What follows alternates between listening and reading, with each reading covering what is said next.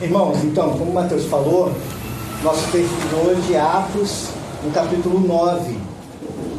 E assim, há poucas semanas eu estive aqui compartilhando com vocês um encontro com Jesus, que é praticamente totalmente ao contrário do encontro que a gente vai compartilhar hoje. Hoje, assim, eu tenho aqui a dupla dinâmica Atos 9 e depois, não está no texto, mas vai trazer uma luz para a gente. Eu vou seguir a leitura no Atos 22. O interessante aqui do testemunho de Paulo é que Paulo, ele mesmo dá o testemunho da história dele. Então nós temos primeiro a versão do registro histórico de Lucas e depois o próprio Paulo dando testemunho em mais duas situações. Para não ser enfadonho, eu vou pegar só uma, que é o testemunho que ele dá em Atos 22. Então, primeiro, Atos 9, que diz assim: respirando ainda ameaças de morte contra os discípulos do Senhor, Saulo foi ao sumo sacerdote, pediu-lhe cartas para as sinagogas de Damasco, a fim de levar presos para Jerusalém os que encontrasse seguindo o caminho, homens e mulheres. Durante a viagem, estando já perto de Damasco, uma luz vinda do céu brilhou de repente em torno dele, e caindo por terra, ouviu uma voz que lhe dizia: Saul, Saul, está errado não, por que você me persegue? E ele perguntou: quem és tu, Senhor? E a resposta: eu sou Jesus, a quem você persegue. Mas levante-se, entre na cidade, e aí lhe dirão o que você deve fazer. Os homens que viajavam com ele ficaram mudos de espanto, porque ouviram a voz, mas não viam ninguém. Saulo se levantou do chão e abriu os olhos, mas não via nada. Então o conduziram pela mão e o fizeram entrar em Damasco. E por 3 dias ficou sem ver, e não comeu nem bebeu nada. Havia em Damasco um discípulo chamado Ananias. O Senhor lhe disse em visão: Ananias. E ele respondeu: eis-me aqui, Senhor. E o Senhor lhe disse: levante-se, vá pela rua que se chama Direita e procure na casa de Judas um homem de Tarso chamado Saulo. E ele está rezando e acaba de ter a visão de um homem chamado Ananias, entrando e impondo-lhe as mãos, para que recupere a vista. E Ananias respondeu: Senhor, ouvi muita gente falar desse homem, e de quanto mal ele fez aos teus santos em Jerusalém. E aqui ele tem a autorização dos chefes dos sacerdotes para prender todos os que invocam o teu nome. Mas o Senhor lhe disse: vá, porque este homem é um instrumento que escolhi para levar o meu nome entre as nações, os reis e os filhos de Israel.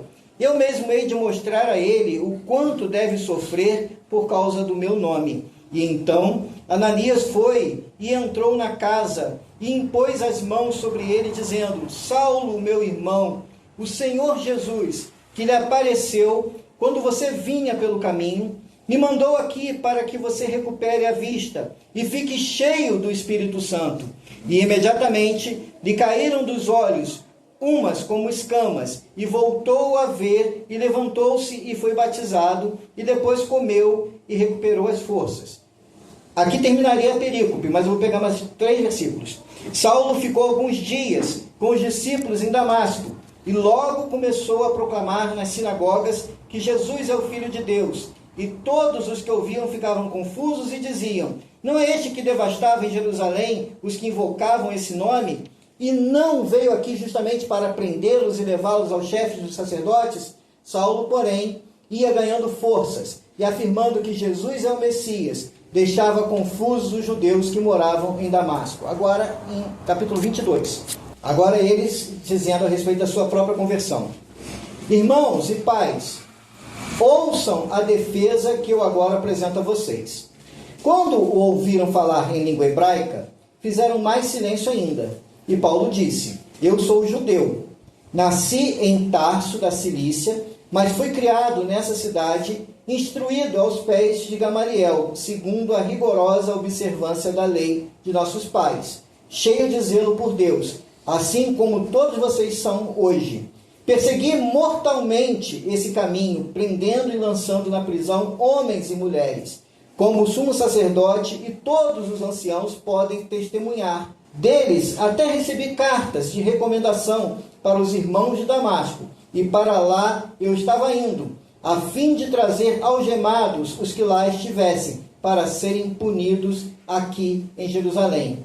Aconteceu que na viagem, estando já perto de Damasco, por volta do meio-dia, de repente uma grande luz vinda do céu brilhou ao redor de mim.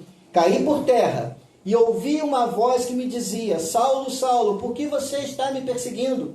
E eu perguntei: quem és tu, Senhor? E ele me respondeu: eu sou Jesus, o Nazareno, a quem você está perseguindo. Os que estavam comigo viram a luz, mas não ouviram a voz que falava comigo. Então eu disse: Senhor, o que devo fazer? E o Senhor me respondeu: levante-se e vá a Damasco, e aí lhe será dito tudo o que está prescrito para você fazer. Como eu não enxergava por causa do brilho daquela luz, cheguei a Damasco guiado pela mão dos que estavam comigo. E um certo Ananias, homem piedoso e fiel à lei, estimado por todos os judeus que ali moravam, veio até mim. E ele se apresentou e me disse: Saulo, meu irmão, recupere a vista. E nesta mesma hora pude vê-lo. Então ele me disse: o Deus de nossos pais o escolheu para conhecer a vontade dele, para ver o justo e para lhe ouvir a voz diretamente de sua própria boca. Porque você vai ser testemunha dele diante de todos os homens, a respeito de todas as coisas que viu e ouviu. Agora, o que você está esperando? Levante-se, receba o batismo e lave-se de seus pecados, invocando o nome dele. Amém.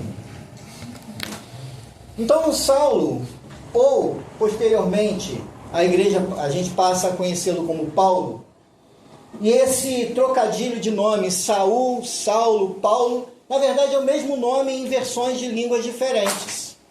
Porque Saul, quem lembra de Saul? Rei Saul. Quem lembra de que tribo Saul era? Peguei agora, escola dominical, tribo de Benjamim. De que tribo Paulo era? Ele falou, Benjamim. E interessante que Jesus estava fazendo com Saulo um trocadilho. Jesus fez isso também com Natanael, e Jesus também fez com Pedro. E tem outras situações que você vai ver Jesus fazendo um jogo de palavras com nomes. E interessante que Saul e Saulo tinham características semelhantes. Por quê? Porque eram homens violentos. E perseguiram também. Saul perseguiu Davi. E o interessante é que Saulo perseguiu o filho de Davi, Jesus. E ele fala, ele próprio, dizendo assim: eu persegui a esse Jesus o Nazareno, com todas as minhas forças, com toda a minha vontade, com toda a minha intenção era acabar com esse caminho. Então Saulo, ele foi um homem bem instruído, um homem cosmopolita, um homem que viveu entre três culturas, porque ele foi criado numa cidade grega que tinha grandes filósofos passaram e moraram naquela cidade. Ele também tinha cidadania romana, que era para um judeu uma honra muito grande. Talvez algum antepassado seu, talvez o seu pai ou talvez o seu avô tenha prestado serviços a Roma e tenha conquistado essa cidadania por alguma honra que tenha recebido, e ele recebe por herança a cidadania romana. Então ele era um homem de três culturas. E ao mesmo tempo ele foi criado na religião mais severa de Israel, que eram os fariseus. Os fariseus, eles surgem no período interbíblico, ou seja, antes de Jesus, como um zelo para preservar a religião judaica. Porque havia uma intenção da Grécia, quando a Grécia dominou a Palestina, de exterminar a cultura hebraica. E eles lutaram. E quem vai a uma versão da Bíblia que não tem, que tem os livros apócrifos, você vai ver que há um livro dos Macabeus que vai narrar toda essa história, de todos esses acontecimentos, de como eles lutaram e resistiram contra essa intenção de acabar com a fé, que era a fé no Deus de Abraão, Isaque e Jacó. Então, os fariseus, eles nascem disso. Mas com o passar do tempo, o excesso de zelo religioso torna eles pessoas extremamente religiosas e ao mesmo tempo preconceituosas. Pessoas que têm um zelo tão grande pela religião, pessoas que têm um apego tão grande à sua religião, que eles não conseguem aceitar o diferente, eles não conseguem aceitar aqueles que não são iguais a si, que pensam diferente. E Saulo foi criado aos pés de Gamaliel, que foi um grande mestre fariseu. Ele teve uma boa instrução. E Saulo, então, nasceu provavelmente 2 anos de diferença para Jesus, talvez uns 2 anos a menos. Então ele foi, de certa forma, alguém que conviveu durante todo aquele período em que Jesus exerceu seu ministério na Palestina. Ele ouviu falar de Jesus certamente. Ele tinha Jesus como um falso profeta. E principalmente depois que Jesus morre na cruz, então aí ele tem, entre aspas, a sua ideia de que Jesus era realmente um falso profeta. E quando o cristianismo não acaba, quando esse caminho não acaba, quando Jesus morre, e pelo contrário, ele expande, e os apóstolos de Jesus saem pregando o evangelho, primeiro na Palestina, conforme Jesus havia dito para eles, depois em Samaria. Mas vem uma perseguição contra os cristãos, e eles são dispersos no capítulo 8. E essa perseguição não era a perseguição de Roma, não era a perseguição do Império Romano, era a perseguição dos judeus. E o que acontece com esses primeiros cristãos? Eles saem dali da região de Jerusalém e vão para várias outras regiões. E quando eles fazem isso, Saulo percebe, depois que ele consente na morte de Estevão, que ele precisava ir mais longe do que Jerusalém se ele quisesse acabar com o cristianismo. Se ele quisesse acabar com essa nova fé, ele precisava ir além das fronteiras de Israel. E ele segue, então, com seu plano de acabar com a igreja, com seu plano de acabar com os cristãos, de acabar com aquilo que ele julgava ser uma seita. E ele, então, chega até o sumo sacerdote, e ele possivelmente era alguém muito influente, porque ele chega e consegue cartas de autorização para ir até Damasco, que havia sido uma cidade que recebeu muitos judeus cristãos. E ele recebe essa ideia, ele recebe essa proposta de ir prender cristãos e até mesmo matar aqueles que resistissem, invadir casas, porque precisamos lembrar que nesse primeiro momento os cristãos se reúnem nas casas, não constroem templos. Então, onde houvesse uma reunião de cristãos, ele tinha intenção de entrar, até mesmo matar se fosse preciso. E ele então toma essas cartas nas mãos e ele segue em direção a Damasco. Mas é interessante quando a gente pega aqui que ele tinha, primeiro, 4 principais motivos na sua mente para poder odiar a Cristo e os cristãos. A primeira coisa que ele tinha era zelo pela lei. Para ele e outros fariseus, os cristãos eram um grupo que distorcia a lei. E isso para ele é uma ameaça à sua religião. Então a primeira coisa que ele tinha era zelo religioso. Para ele estava prestando um serviço a Deus. Ele fala isso depois nos seus outros 2 testemunhos. De que ele estava fazendo um favor para Deus. De que aquilo que ele estava fazendo era algo que ele estava fazendo e que Deus se agradaria, porque ele estava tomando uma atitude de alguém zeloso pela lei. Mas o interessante é que o próprio mestre dele, Gamaliel, em certa vez que foi perguntado a respeito dos cristãos, ele disse assim: deixa, porque se isso não for de Deus, isso vai passar. Então ele estava tentando ser ainda mais zeloso que o seu próprio mestre.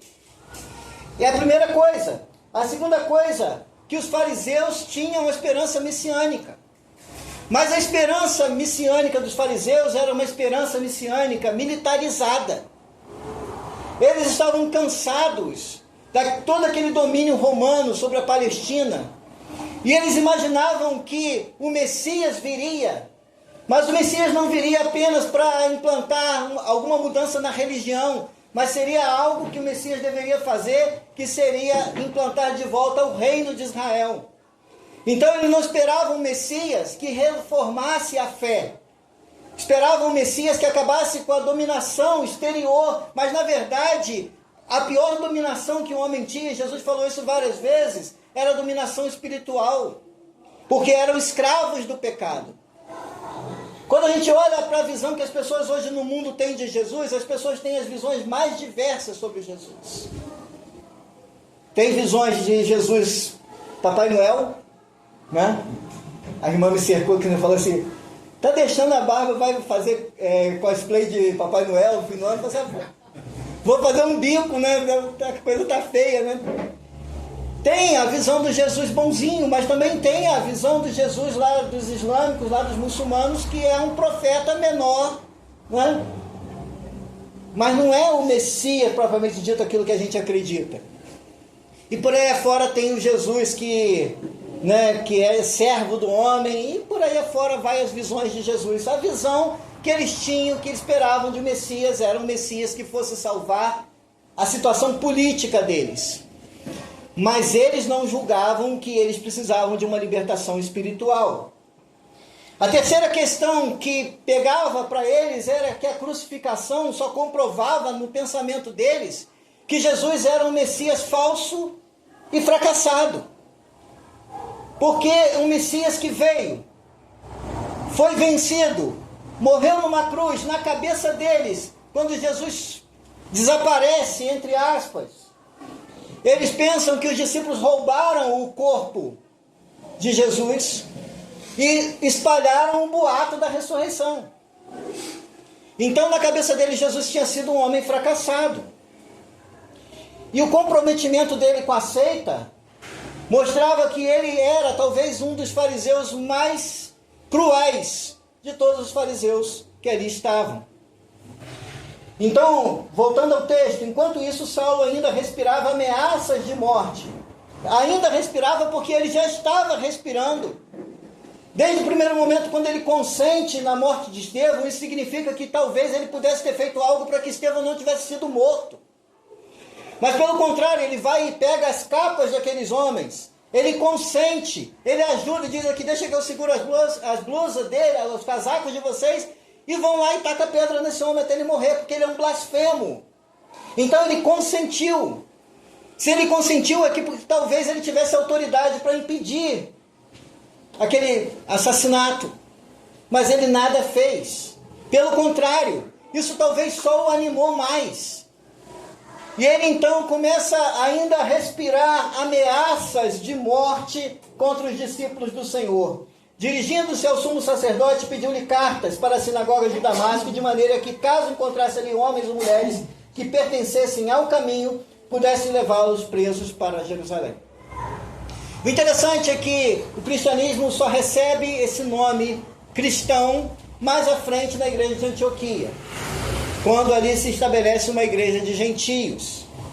Mas aqui a gente encontra os cristãos sendo já chamados por um nome diferente, que seria o caminho. E a gente lembra que Jesus falou a respeito de si mesmo: eu sou o caminho, a verdade e a vida. Então só podem existir dois caminhos: o caminho que conduz à vida, e esse caminho é Jesus, e o caminho que conduz à morte, e esse caminho é o caminho do mundo. E os discípulos de Jesus, eles consideravam que eles estavam seguindo o caminho, não um caminho, mas o caminho. Então eles eram seguidores do caminho, e Lucas faz questão de dizer isso aqui. Enquanto isso, Saulo ainda respirava ameaças de morte contra os discípulos do Senhor. Dirigindo-se ao sumo sacerdote, pediu-lhe cartas para a sinagoga de Damasco, de maneira que, caso encontrasse ali homens e mulheres que pertencessem ao caminho, pudesse levá-los presos para Jerusalém.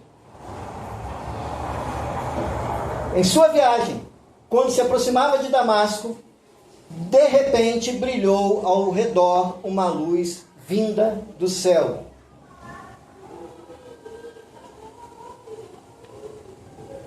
Interessante que quando ele tem essa visão, os homens que ali estavam, eles não puderam entender o que estava se passando.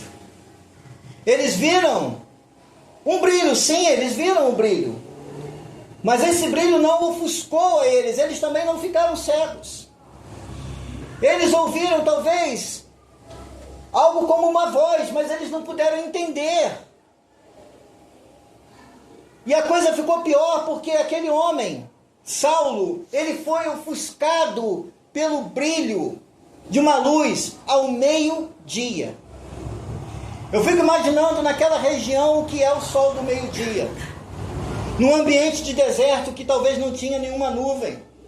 Quando o sol ao meio-dia pega, a claridade que é, e o brilho foi ainda, multiplica-se algumas vezes esse brilho, de maneira que o ofuscou. Ele estava acostumado ao brilho do meio-dia. Mas foi algo muito maior do que o brilho do meio-dia. Porque a visão que ele teve foi a visão do Cristo glorificado.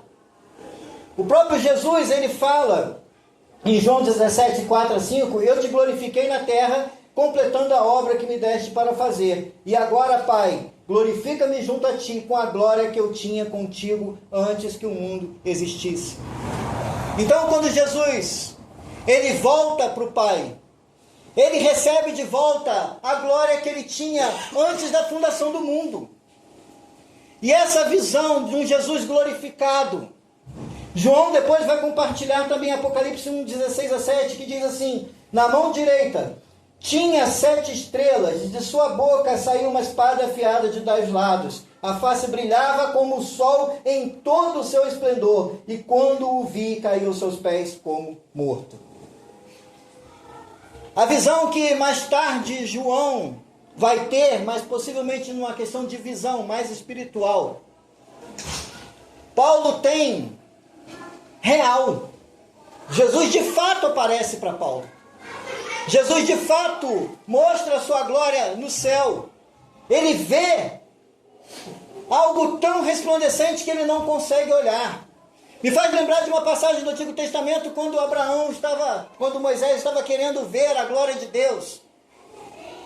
E Deus fala para Moisés assim, Moisés, você não suporta ver minha glória. Você não suporta, Moisés. Faz o seguinte, se coloca aqui entre a fenda das rochas. E quando eu passar, vou colocar a mão. E vou cobrir parte, para que você não tenha um ofuscamento, porque nenhum homem viu a minha glória e permaneceu vivo. E Moisés não pôde ver completamente a glória de Deus. E ali estava, diante de Saulo, aquele que é o Filho de Deus, mas que também é Deus. E que mostra para ele a sua glória. Jesus não era um falso Messias, porque agora estava se mostrando para Saulo como Deus glorificado. E ele não pôde ver, ele não pôde enxergar, e ele cai ao chão. E ele fica cego por 3 dias. E ele próprio relata que ele precisou da ajuda de pessoas para poder ir até a cidade de Damasco. Esse encontro de Jesus glorificado, ele teve talvez um significado interessante para Saulo, porque depois ele mesmo fala que quando Jesus fala com ele, Jesus não fala com ele em grego, Jesus também não fala com ele em aramaico, que era a língua que Jesus falava quando Jesus estava entre os homens, mas Jesus fala com ele em hebraico, que é a língua da Escritura, porque Jesus é a palavra revelada, ele é o Logos. E ele mostra a si mesmo falando na língua hebraica. Os homens que estavam junto com Saulo não puderam entender, porque esses homens não falavam hebraico, falavam aramaico. E de repente Jesus fala com ele hebraico, e aqui a versão que eu li traz a palavra, Jesus falando com ele o nome de Saulo em hebraico, Saul. E eu imagino que esteja correto, porque se Jesus chamou ele em hebraico, a palavra que Jesus usou provavelmente para chamar ele foi Saul. E nesse momento, talvez a lembrança de Saulo seja Saul. Eu, da tribo de Benjamim, estou perseguindo a Jesus, que é o descendente de Davi. E quando Saul persegue Davi, ele tem sucesso. Ele perseguiu Davi à toa. Ele perdeu tempo. Ele podia ter se consertado com Deus, eu não sei. Só Deus sabe. Mas a pior coisa que Saul fez na sua vida foi perder tempo perseguindo Davi. E agora estava o descendente de Davi, aquele que era o Messias prometido, Agora estava aquele que era a promessa de todos os profetas. Aquele que era o Salvador não apenas de Israel, mas o Salvador do mundo. Falando com ele: Saulo, Saulo, por que você me persegue? Em algumas versões fala-se: duro para você é lutar contra os aguilhões. Duro para você é continuar lutando contra mim.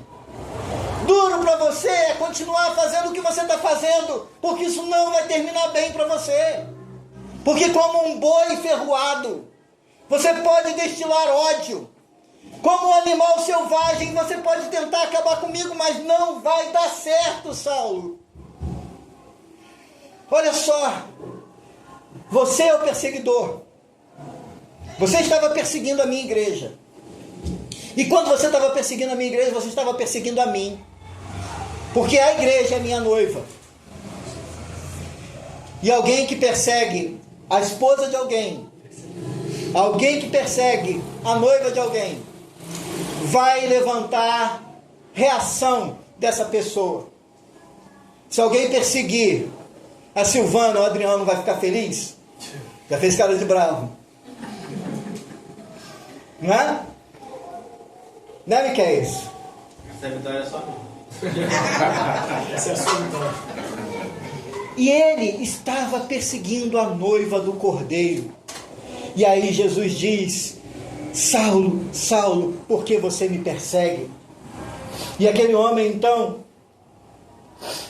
cai por terra. E ele pergunta: quem és tu, Senhor? E ele respondeu: eu sou Jesus, a quem você persegue. Eu coloquei aqui como Jesus compara a igreja.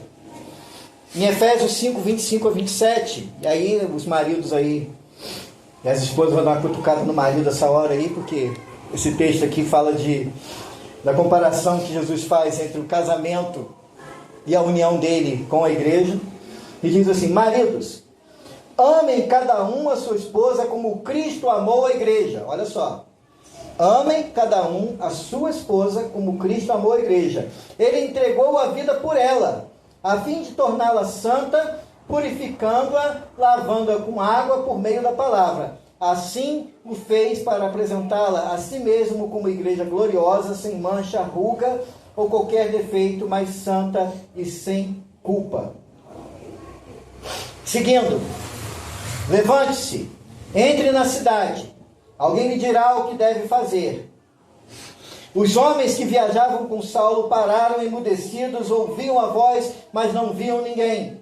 E Saulo levantou-se do chão e, abrindo os olhos, não conseguia ver nada.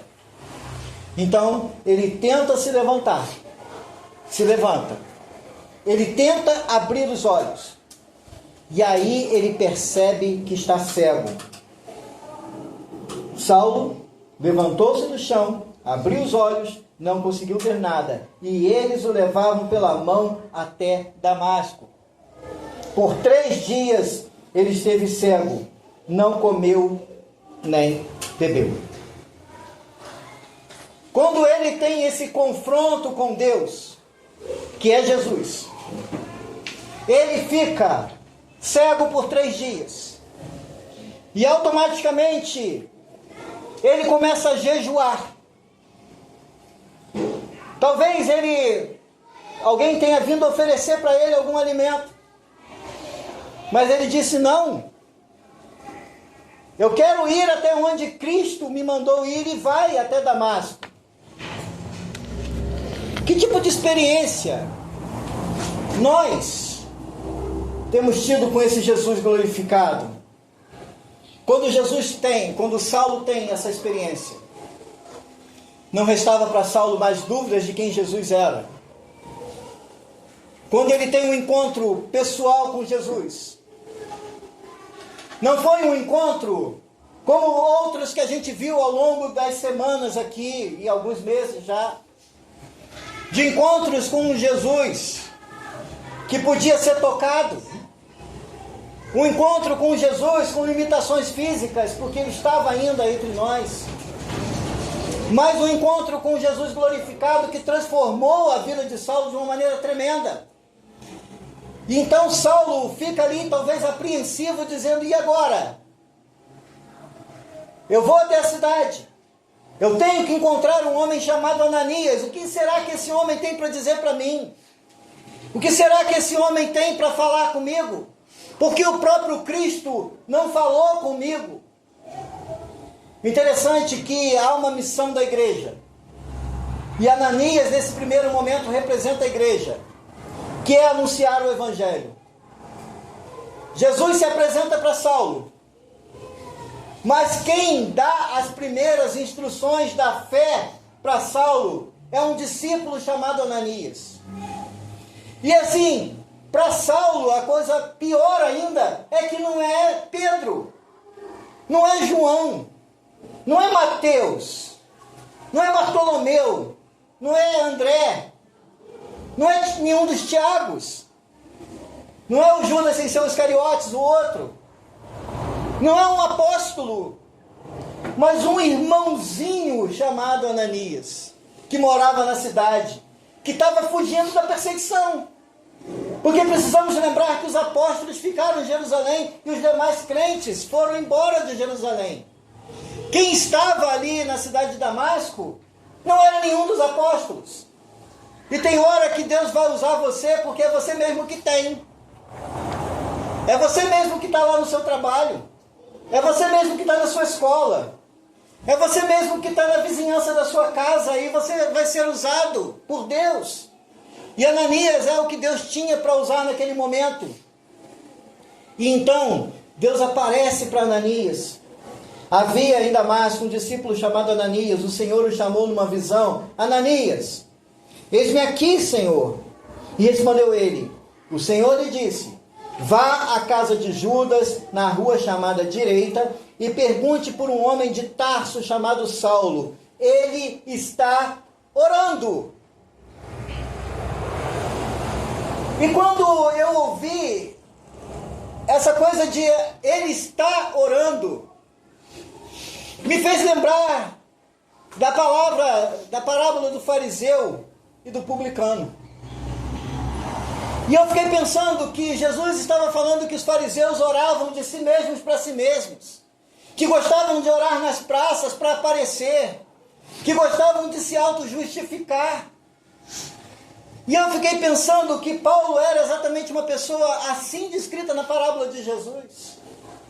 E talvez Paulo tenha orado a vida inteira, mas é a primeira vez na vida que Paulo de fato ora.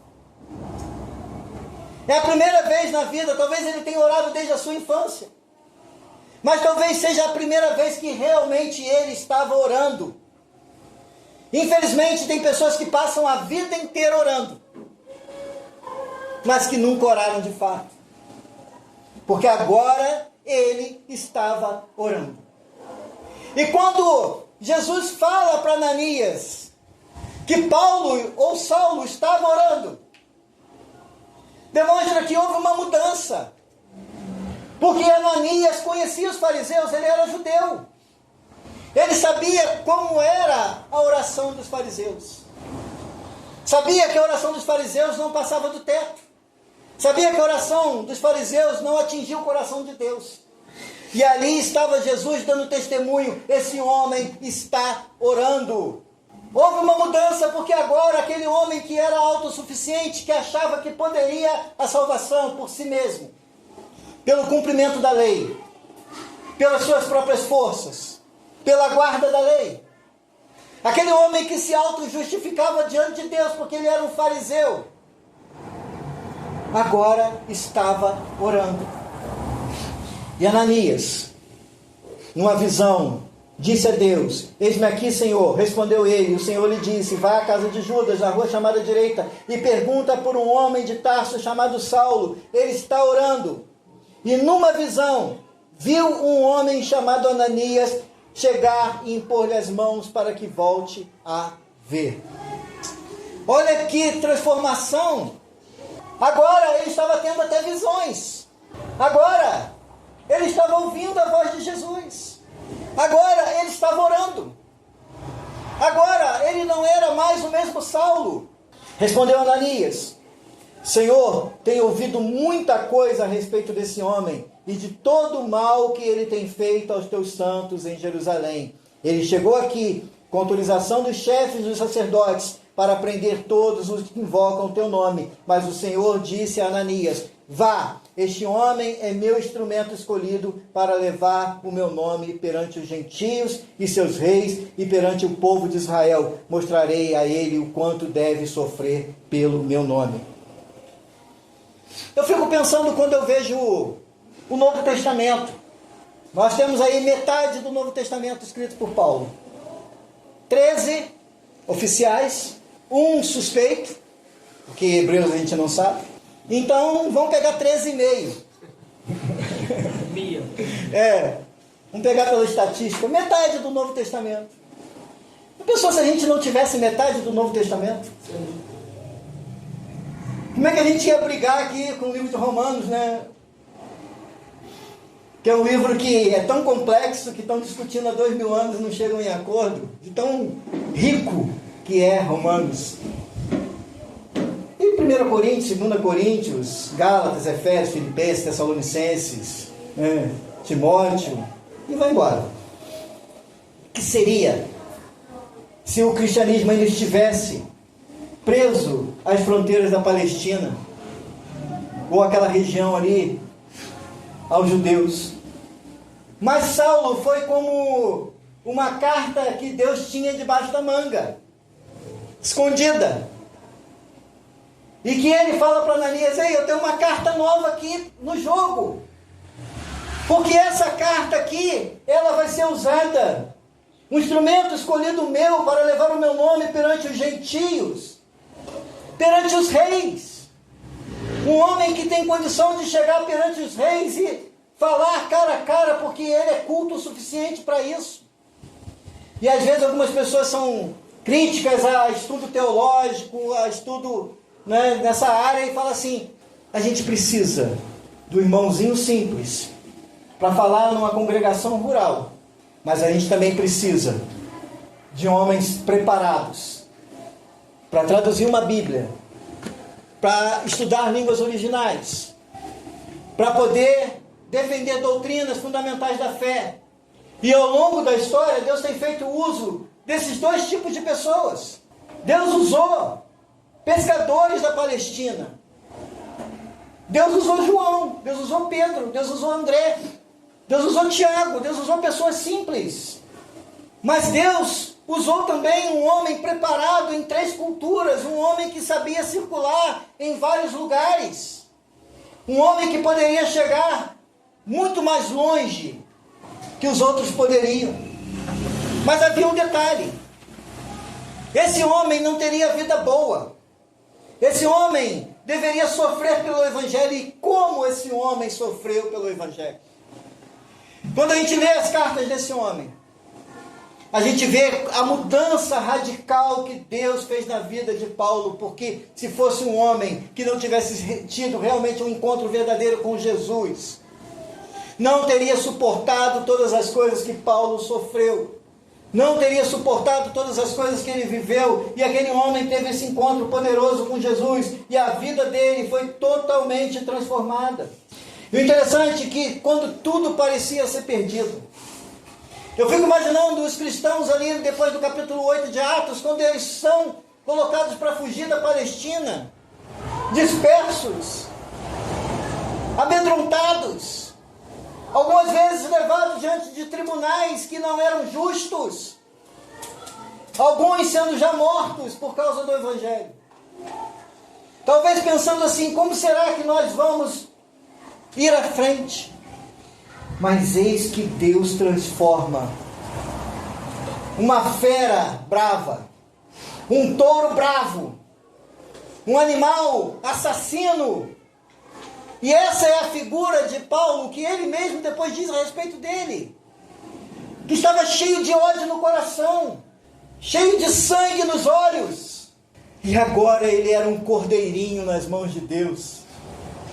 Deus pode pegar o pior dos pecadores e transformar num servo humilde de Deus. Então, se tem alguém que você está orando e no começo no meio do culto nós oramos por conversões de pessoas.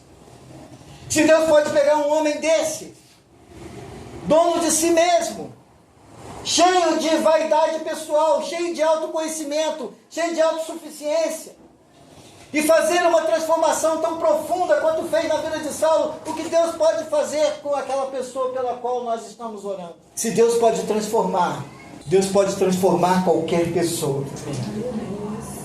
Algumas pessoas Deus vai chamar apenas para salvação. É o caso de muitas histórias que nós vimos aqui. A própria história aqui, na última vez que eu trouxe a palavra aqui, do homem que desceu do teto. O homem que não tinha nome. Um homem que não falou uma única palavra. Um homem que veio trazido por outros. E que depois, quando é curado, pega a sua maca e vai embora. E ficamos sem saber o seu nome. E ficamos sem saber o que ele fez depois. E ficamos sem saber como foi o fim dos seus dias. Mas Saulo foi chamado para uma obra especial, e esse homem, Saulo, que escreveu metade do Novo Testamento e fez a base das igrejas, algumas delas que estão de pé até hoje. E nós somos descendentes da obra que foi plantada, porque nós somos gentios. E o Evangelho chegou a nós. E nós lemos a todo culto, na maioria das vezes, textos que esse homem escreveu. Quando esse homem, então, ele é visitado, ou seja, visita Ananias.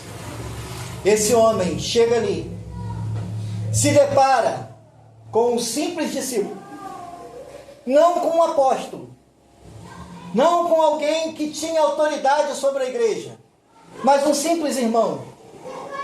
Ele já transformado, ele não questiona, mas ele tinha ouvido Jesus falar: vá até a casa, porque Ananias vai impor as mãos sobre você e será curado.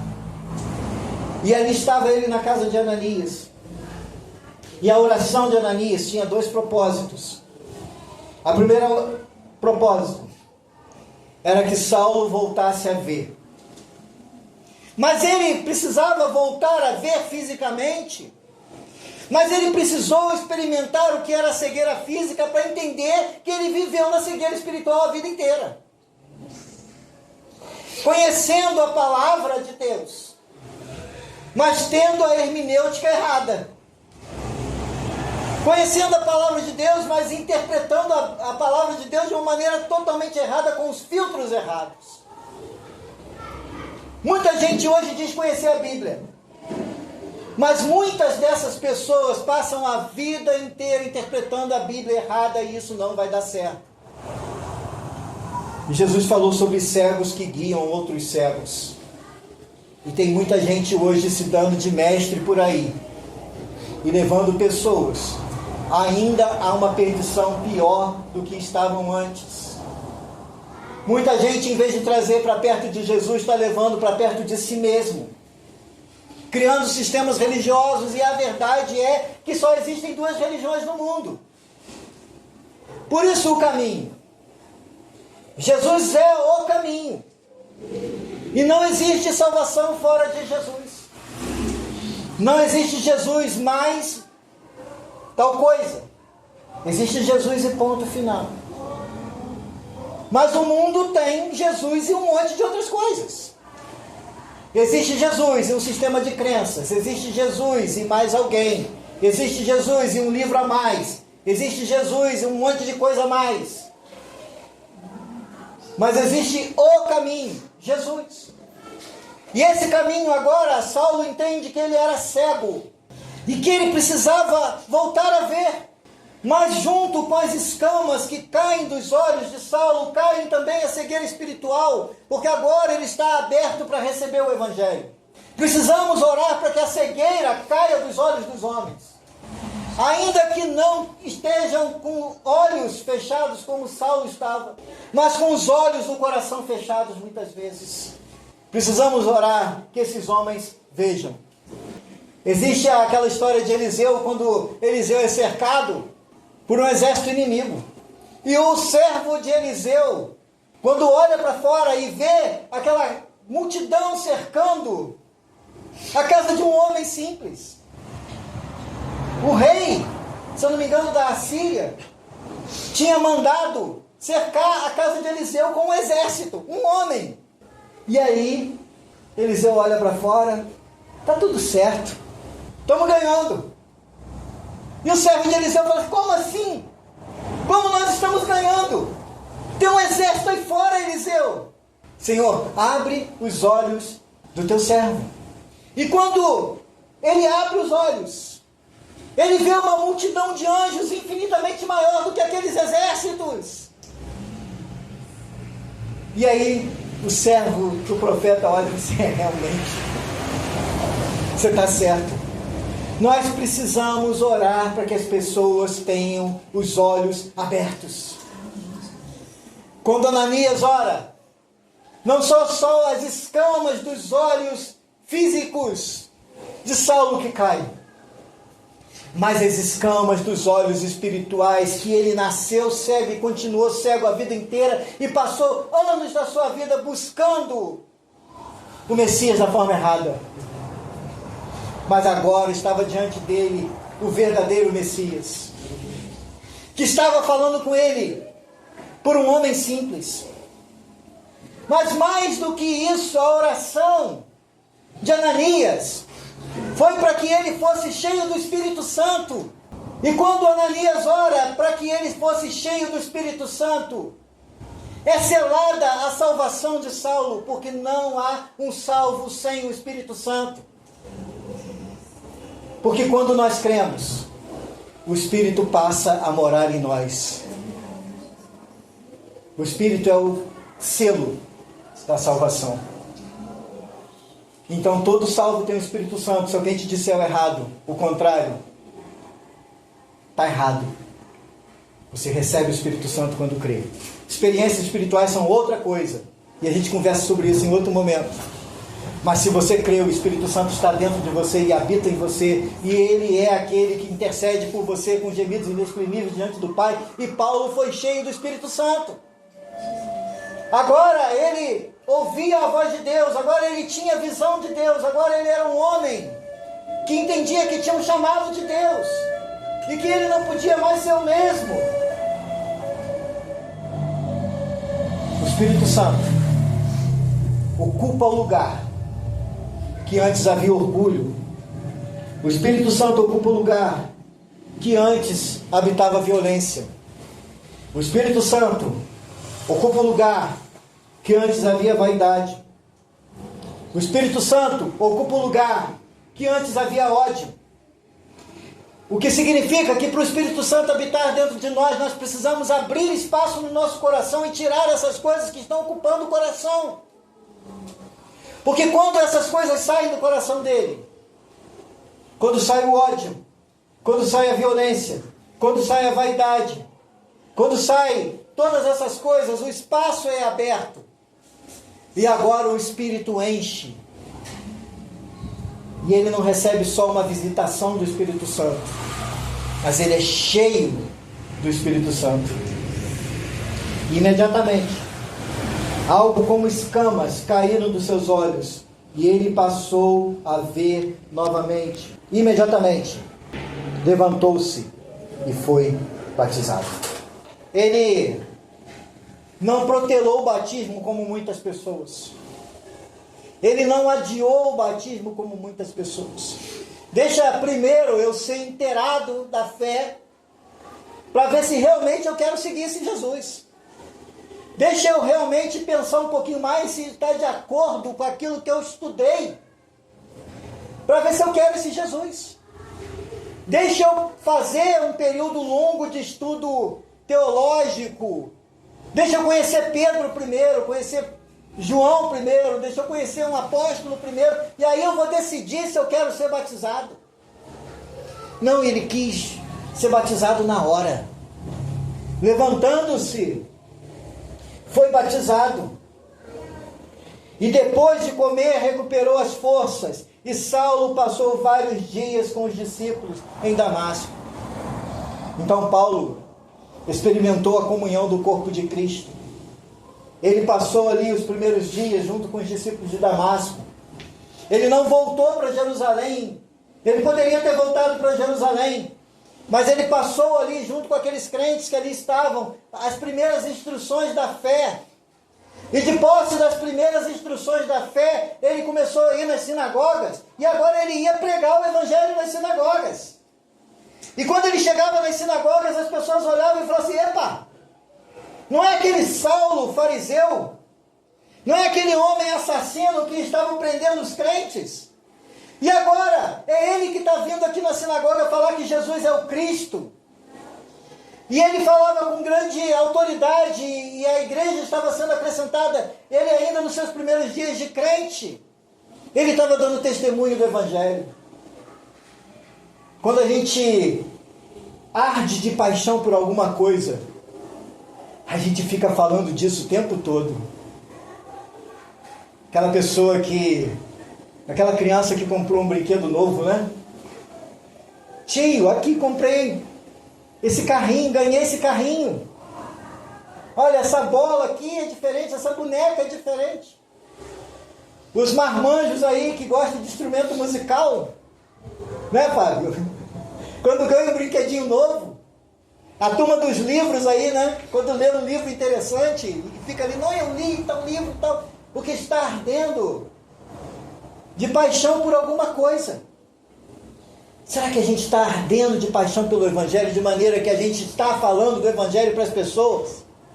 Talvez você fale assim: mas eu não tenho a instrução para falar do evangelho. Talvez falar 50 minutos numa igreja sobre o evangelho ainda não tem instrução, mas você pode dar testemunho do evangelho para as pessoas à sua volta. Você pode dar testemunho do evangelho para as pessoas da sua família. Você pode dar testemunho do evangelho para as pessoas que você conhece. Você pode compartilhar mensagens. Talvez você não tenha habilidade de falar, mas você pode compartilhar essa mensagem que eu recebi, e ela tocou o meu coração, e eu estou compartilhando essa palavra. Se você arde o seu coração pelo evangelho, compartilhe o evangelho, porque foi isso que Saulo fez. E a gente poderia falar aqui sobre Saulo a noite inteira e fazer uma vigília, mas por hoje, Mateus, que Deus possa abençoar a sua vida e entender que Deus pode transformar o pior dos homens em um servo temente de Deus.